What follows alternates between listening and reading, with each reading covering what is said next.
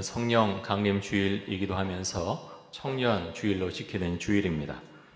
성령 강림 주일은 예수님께서 부활하신 이후에 50일째 되는 날에 예수를 믿는 예수님의 제자들 그리고 유대인들에게 성령이 임한 날, 그날을 기념하는 주일, 그 날이 성령 강림 주일입니다. 사도행전 2장에 보면 예수를 믿는 예수님의 제자들 또 유대인들이 모여서 함께 기도하죠. 적어도 열흘 정도는 계속해서 기도했던 것으로 보이는데요. 그때 성령의 세례를 받습니다. 성령 충만함을 받죠. 성령의 말하게 하심을 따라서 다른 나라 말로 방언을 하는 역사가 일어납니다. 이후에 베드로는 담대한 마음을 가지고 설교하죠. 수많은 청중들 향해서 예수를 믿으라고 하는 그 복음의 메시지를 전했을 때 베드로의 설교를 들은 사람들 중에 약 3,000명의 사람들이 회개하고 세례를 받았다라고 이제 말씀합니다. 여러분, 성령의 역사는 사람의 이성으로 설명할 수가 없습니다. 성령이 임하는 것이고 또 하나님께서 주시는 거죠. 사랑하는 성도 여러분, 여러분 성령 세례를 받으셨습니까? 한번 마음을 생각해 보시고요. 그래서 이것은 내가 성령 세례를 받았는가? 그것은 정말 분명한 것입니다. 내가 성령 세례를 받았는가? 내가 예수를 믿는가? 믿지 않는가? 그것은 아주 분명한 거죠. 성령이 아니고는 예수님을 하나님의 아들로 또 나의 구원자로 고백할 수 없다고 성경은 분명히 말씀하고 있습니다. 고린도전서 12장 3절입니다. 이렇게 말씀합니다. 그러므로 내가 너에게 알리노니 하나님의 영으로 말하는 자는 누구든지 예수를 저주할 자라 하지 아니하고 또 성령으로 아니하고는 누구든지 예수를 주시라 할 수 없느니라. 자, 성령으로 하지 않고는 누구든지 예수님을 나의 주님이시다, 나의 주인이시다 결코 말할 수 없다라고 말씀합니다. 그래서 내가 예수님을 나의 구원자로 고백하고 하나님의 아들로 고백하는 것은 나의 이성으로 하는 것이 아니고 내 안에 임재하신 성령께서 그렇게 고백할 수 있도록 말씀하시고 인도해 주신다고 하는 것입니다. 반대로 예수님이 나의 구원자라고 고백할 수 없는 것은 그 사람의 마음 가운데 성령께서 임재하시지 않기 때문입니다. 우린 그것을 분명히 알아야 되겠죠. 그래서 예수님께서 나의 구원자, 나의 주님이심을 아직 고백하지 못하는 분이 계시다면 성령님 나에게 임재하여 주옵소서, 성령 세례 받게 하여 주옵소서, 그렇게 간절히 기도하실 수 있기를 바랍니다. 자, 예수님께서 부활하신 이후에 하늘로 올라가시기 전에 제자들에게 이렇게 말씀을 하셨는데요. 사도행전 1장 4절과 5절 말씀입니다. 사도 함께 모이사 그들에게 분부하여 이르시되 예루살렘을 떠나지 말고 내게서 들은 바 아버지께서 약속하신 것을 기다리라. 요한은 물로 세례를 베풀었으나 너희는 몇 날이 못되어 성령으로 세례를 받으리라 하셨느니라. 자, 하나님께서 아버지께서 어떤 것을 약속하셨습니까?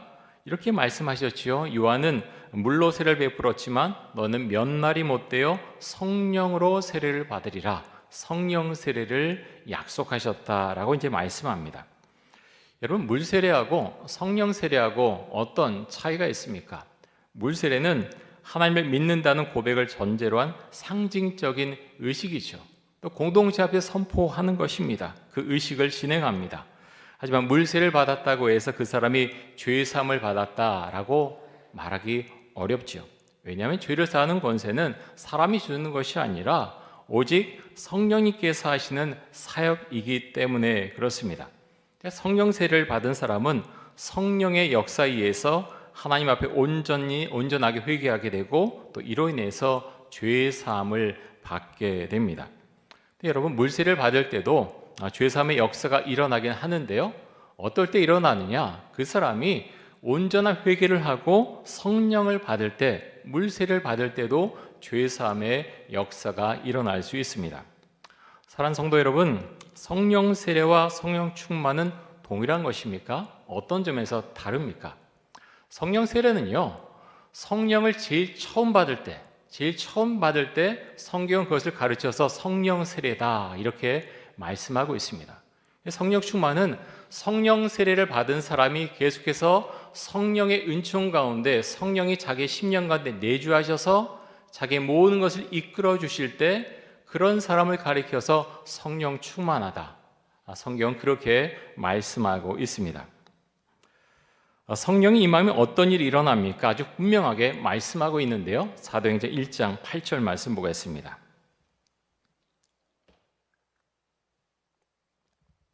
사도행전의 주제 선고와 같은 그런 말씀인데요. 우리 8절 말씀 같이 한번 읽겠습니다. 오직 성령이 너에게 임하시면 너희가 권능을 받고 예루살렘과 온 유대와 사마리아와 땅끝까지 이르러 내 증인이 되리라 하시니라. 아멘. 성령이 임하시면, 다시 말해서 성령세를 받게 되면 어떤 일이 일어나느냐? 땅끝까지 이르러서 예수님의 증인이 된다라고 말씀하고 있습니다. 여러분, 그런데 어떻게 이렇게 할 수 있습니까? 우리의 힘으로는 할 수 없지요. 많은 분들이 회사나 여러 곳에서 어떤 관계를 위해서 좀 이제 교회에 오십시오, 예수를 믿으십시오. 참 이거 하기가 좀 그래요라고 이제 말씀하신 분들이 간혹 계세요. 근데 여러분, 우리 이성으로 하는 것이 아닙니다. 성령께서 내가 복음을 전해라라고 하시면은 그 사람에게 전하는 것입니다. 그것이 성령 세례고요, 성령의 역사입니다. 오늘 우리 교회에서는 성령 강림 주일과 청년 주일을 함께 지킵니다. 우리 교회 청년들을 바라보면서 지금 우리 교회 청년들에게 가장 시급한 것이 무엇인가? 제가 기도하고 우리 청년들을 바라봤을 때 가장 시급한 것은요, 다른 것보다도 성령 세례를 받는 것입니다. 성령 충만한 것입니다. 우리 청년들에게 필요한 거 너무나 많지요. 우리 청년들, 어른들도 그렇지만 청년들 마음이 많이 약해져 있습니다. 힘들어합니다. 공부하는 거 쉽지 않고요, 취직하는 것도 쉽지 않고, 취직해서 직장에 들어가도 참 직장 생활하는 것 어렵습니다. 그 가운데 마음이 약해져 있고 힘들어합니다. 격려가 필요하죠. 사랑이 필요합니다. 그런데 그러함에도 불구하고 가장 필요한 것이 무엇이냐? 우리 교회 청년들에게 가장 필요한 것이 무엇이냐? 성령 세례를 받아야 한다는 것입니다. 성령 충만해야 됩니다. 저도 자녀를 키우고 아이가 대학교에 갔지만 이것이 가장 시급합니다. 절실합니다. 우리 청년들은요, 사실 눈앞에 보이는 것 외에는 사실 잘 보이지 않아요. 내가 지금 당장 어렵고, 대학교 가는 거 어려운 거, 또 공부하는 거 어려운 거, 또 취직하는 것, 또 직장에서 일하는 것. 근데 여러분, 그럼 모든 것 가운데 성령의 세례가 있어야 되고요, 성령의 충만함이 있어야 합니다. 그래야 인생의 길을 바로 걸어갈 수 있습니다. 우리 교회 청년들 중에는 성령 세례를 받은 청년들도 있고 성령 충만한 청년들도 있습니다. 하지만 그렇지 못한 청년들도 있습니다. 교회 오지만, 예배드리지만 찬양이 다 끝나고 오는 청년들도 많이 있고요, 정말 뭐하러 오는지 그 이유를 알지 못하는 청년들도 있습니다. 왜 그렇습니까? 성령 세례를 경험한 적이 없기 때문에 그렇습니다. 성령 세례를 받으면요, 예배에 늦지 않습니다. 성령 세례를 받으면 예배가 얼마나 소중하다는 것을 알고서 예배를 준비합니다. 기도로 준비하고 마음을 정결하게 하고 거룩을 향해서 나아가게 되는 것이죠. 사랑하는 성도 여러분, 우리 청년들을 위해서 정말 많이 기도해 주십시오. 다른 것보다도 성령을 받아야 됩니다. 성령 세례 받아야 됩니다. 그래야 지금 세상이 얼마나 교회에 대해서 많이 비판적인지 모릅니다. 하지만 성령 세례를 받으면요, 내가 왜 예수를 믿는가, 내가 왜 예배를 드려야 되는가, 그것을 분명히 알고요, 신앙에서 벗어나지 않습니다. 흔들리지 않습니다. 우리 청년들 성령 세례 받을 수 있도록, 또 성령 충만한 가운데 머물 수 있도록 기도해 주시기 바랍니다. 자, 사도행전 1장 6절에서 8절까지의 말씀을 보겠습니다.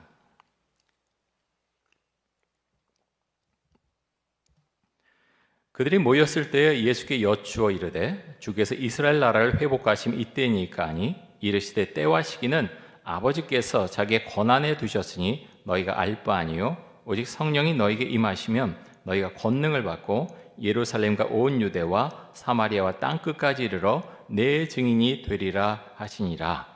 자, 제자들은 예수님과 3년의 기간을 보냈지요. 훈련받았습니다.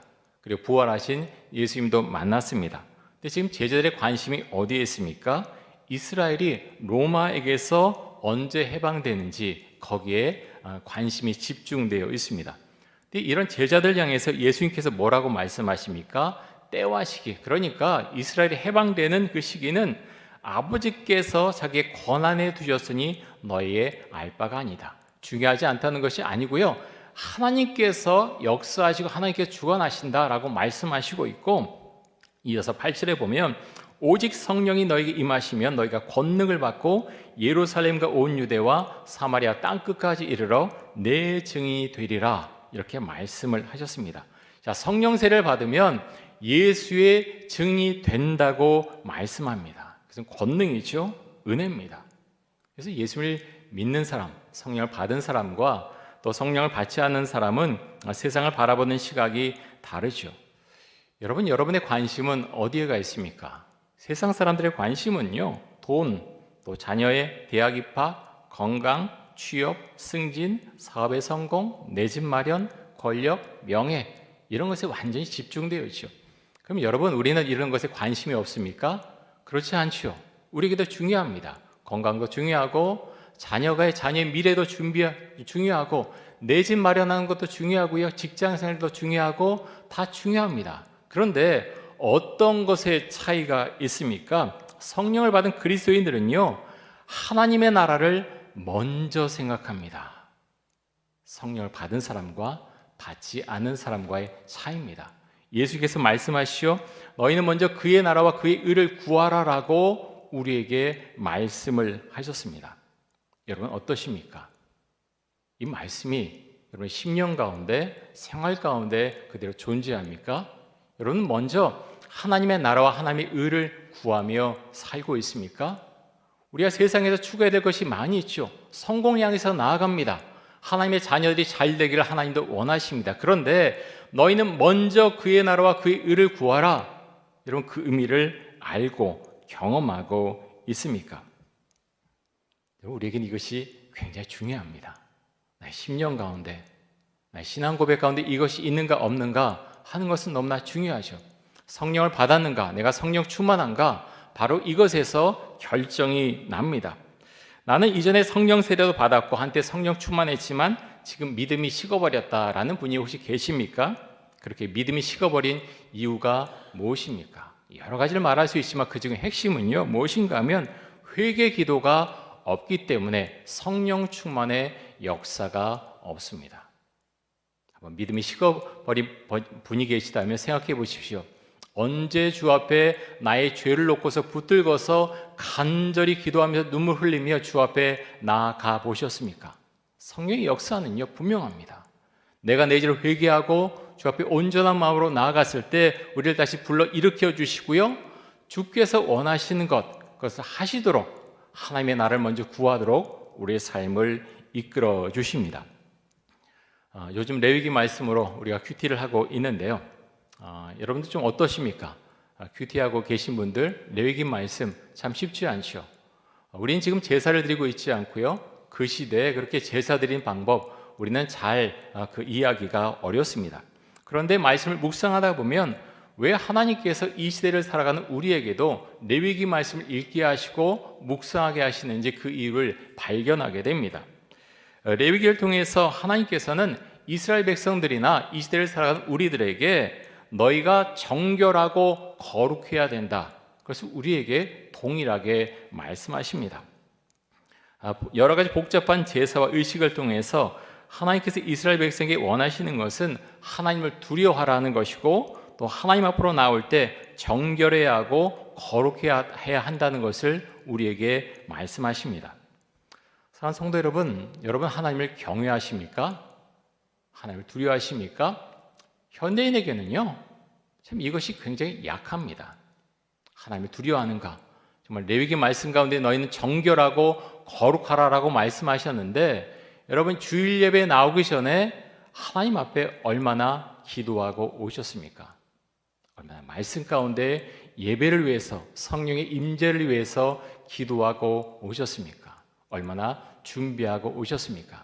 레위기 말씀에 따르면요, 그렇게 하지 못하는 사람은 내 앞에 오지 못하게 하라고 하나님께서 아주 분명하게 말씀하십니다. 그래서 거부할 때는요, 예전에 구약 시대에는 바로 죽음을 의미했습니다.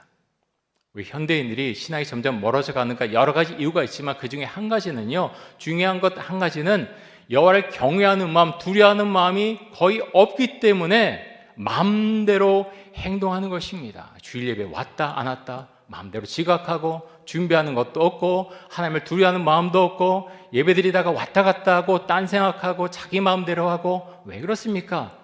하나님이 만만한 거예요. 내가 이렇게 해도 아무 일도 없어. 괜찮아. 난 그래도 다른 사람들보다 나아. 근데 하나님은 다른 사람과 비교하는 것이 아니라 바로 우리 자신, 여기 설교하는 제 자신, 그리고 우리 장로님, 여러분들 한 분 한 분을 바라보십니다. 너는 정결하냐? 너는 거룩하냐?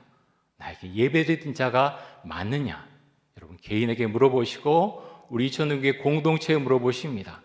우리는 조심해야 됩니다. 특히 설교하는 저 같은 설교자, 우리 찬양하는 사람들 앞에 보이는 우리 찬양대원들, 우리 반주자들, 지휘자, 특히 눈에 보이는 그런 사람들, 우리는 참 조심해야 됩니다. 왜냐하면 겉으로 보이는 모습이 다가 아니기 때문에 그렇죠. 정결한 마음을 가지러 가는 사람은 주 앞에 나아갑니다. 말씀을 읽고 기도하죠. 주님 저를 용서하여 주옵소서, 말씀으로 저를 새롭게 하여 주옵소서, 성령을 부어 주옵소서 주 앞에 기도하게 됩니다. 요즘 여러분의 생활은 어떻습니까? 코로나가 많이 약해졌지만 많은 분들이 아직 힘들어합니다. 세계 경제도 참 좋지 않죠? 우리나라 경제도 아직도 회복이 되지 않고 있습니다. 연세가 드신 분들은 연세 드신 분대로 건강과 또 여러 가지 경제적인 여건, 여러 가지 일들 때문에 힘들어 하시고요. 또 중장년들도 짊어지고 가야 될 책임이 너무나 많기 때문에 짓눌려 있는 경우가 많이 있습니다. 청년들도 많이 힘들어 하죠.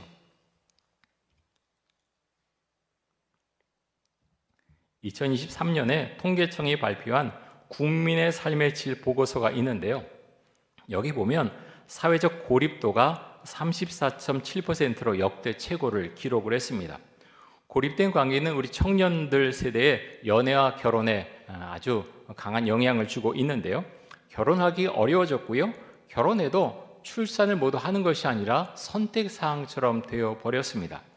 청년들이 결혼하지 않는 가장 중요한 이유가 무엇인가 하면 바로 경제적 부담입니다.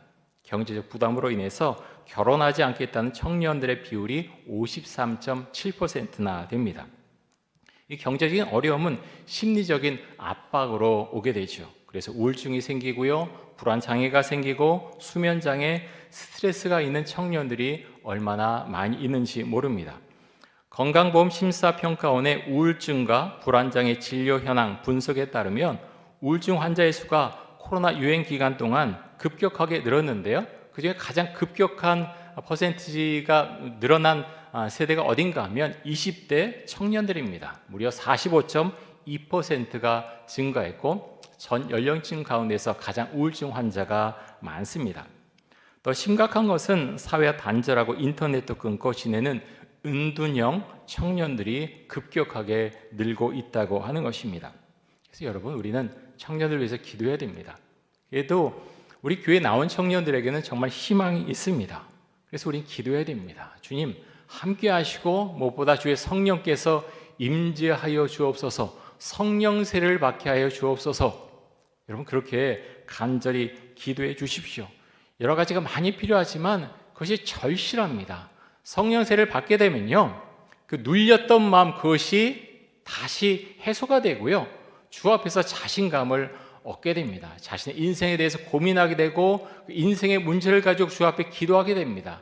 하지만 성령께서 임재하지 않으면 세상 청년들과 마찬가지로 낙담할 때 어디로 갈지 모르는 그런 길로 들어설 수도 있습니다. 그래서 성령께서 임재해야 되고요, 정말 주님을 만나야 됩니다. 그것이 가장 우선적입니다. 우리 청년들 많이 격려해 주시고 많이 사랑해 주십시오. 그것이 우선돼야 되죠. 그 마음을 가지고 우리 청년들 축복해 주시고요, 무엇보다 이 청년에게 성령이 임재하여 주옵소서, 그렇게 꼭 기도해 주시기 바랍니다. 우리 청년들, 또 우리 초니 틴즈, 또 초니 키즈, 초니 아이, 우리 아이들, 다른 것이 많지만, 필요한 건 많지만 예수님을 만나야 됩니다. 특별히 우리 청년들 성령세를 꼭 받을 수 있도록, 성령 충만한 가운데 살아갈 수 있도록 우리 청년들 위해서 많이 기도해 주시기 바랍니다. 우리 함께 기도하겠습니다. 이 시간 기도할 때 성령세를 받게 하여 주옵소서, 성령 충만한 삶을 살아가게 하여 주옵소서. 땅 끝까지 이르러 복음을 전하게 하여 주옵소서. 우리 청년들을 사랑하고 격려하고 우리 청년들 성령 세례를 받게 하여 주옵소서. 우리 함께 동성으로 기도하겠습니다. 주님 감사합니다. 예수님께서 제자들에게 너희가 몇 날이 못되어 성령 세례를 받을 것이다 말씀하셨고, 하나님 오순절에 하나님 이들은 성령 세례를 받았습니다. 담대하게 주의 복음을 전했고, 하나님 그래서 땅 끝까지 이르러 복음을 전하는 그런 역사가 세상 가운데 일어나게 되었습니다. 하나님 아버지여, 우리에게도 성령의 은총을 부어 주옵소서. 아직 성령 세례를 받지 못한 분들은 성령 세례를 받게 해주시고, 특별히 우리 청년들 성령 세례를 받을 수 있기를 간절히 원합니다. 주의 영으로 인쳐주시고, 그래서 예수를 전하고자 하는 마음을 그 마음속에 주시기를 간절히 원합니다. 성령의 역사가 아니면 아무것도 할 수 없사오니 성령께서 임재해 주셔서 성령 충만한 가운데서 인생의 모든 문제를 대할 수 있도록 해주시길 간절히 원합니다. 하나님 아버지여, 우리 이천능계 공동체가 정결한 거룩한 공동체가 될 수 있기를 간절히 원합니다.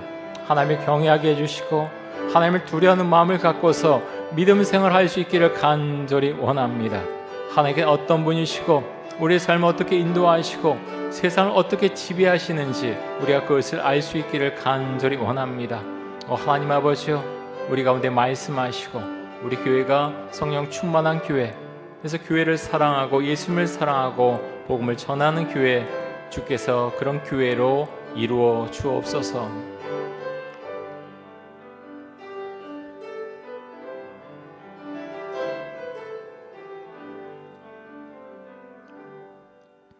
하나님 감사합니다. 성령 세례를 받게 해주시고 성령 충만한 삶을 살아가게 하여 주옵소서.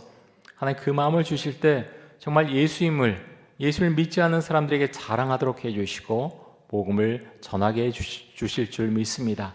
하나님 우리 교회를 사랑하게 해주시고 하나님 그런 가운데에서 정말 예수님 믿는 것이 얼마나 감사하고 기쁜 일인지 우리 자신이 먼저 경험하고 그 은혜를 하나님 믿지 않는 분들에게 전할 수 있도록 주여 우리에게 힘과 능력을 더하여 주옵소서. 특별히 청년들 주님 붙들어 주시고 한 사람 한 사람을 주의 영으로 붙들어 주시고 그들의 삶 가운데 주께서 함께 하셔서 성령께서 이끌어 주시는 그 삶을 그들이 경험하고 살아갈 수 있도록 주님 축복하여 주옵소서. 예수님의 이름으로 기도드립니다. 아멘.